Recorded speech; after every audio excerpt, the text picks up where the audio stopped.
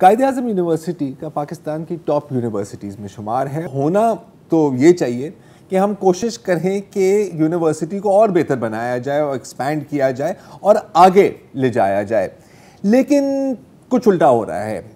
کیا ہو رہا ہے یہ آپ ڈاکٹر پرویز ہوڈ بوائے کی زبانی ہی سن لیں. اعظم یونیورسٹی کے ساتھ پھر سے ظلم کیا جا رہا ہے. کر یہ رہے ہیں اہل اقتدار کہ یہاں پر ایک ہائی وے بنا رہے ہیں, 8 لین ہائی وے, جو بن بھی سکتا تھا ادھر بھارا کہو کی طرف. بس ادھر دکانداروں کو تکلیف تھی, انہوں نے سوچا کہ یہ تو پبلک کی زمین ہے, اس کو کس کی فکر ہے, لہٰذا چھین لو یونیورسٹی سے. مطلب کہ یونیورسٹی کی زمین کو بارہ کہو کے بائی پاس پروجیکٹ میں شامل کر دیا ہے. کیا کہنا ہے؟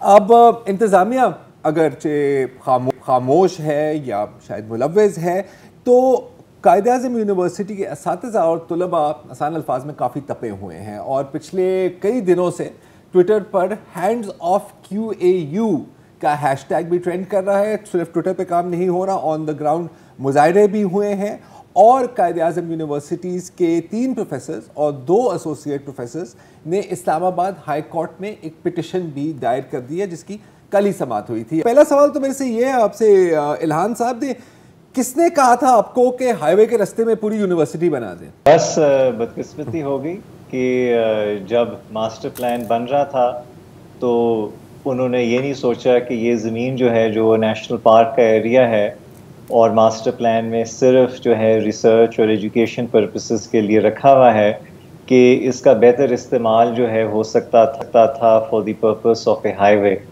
اور میں یہ بھی سمجھتا ہوں کہ پاکستان میں جو ہماری ایلیٹ ہے وہ کافی حد تک قائد اعظم یونیورسٹی سے آئی تھنک نفرت بھی کرتی ہے, کیونکہ یہ ایک ایسی جگہ ہے جہاں پر درمیانے طبقے کے لوگ, جہاں پہ دیہات سے لوگ آتے ہیں, تعلیم حاصل کرتے ہیں, اور پھر آگے جا کر اچھی نوکریوں پہ, اچھی پوزیشنز پہ بڑھنا شروع کر دیتے ہیں.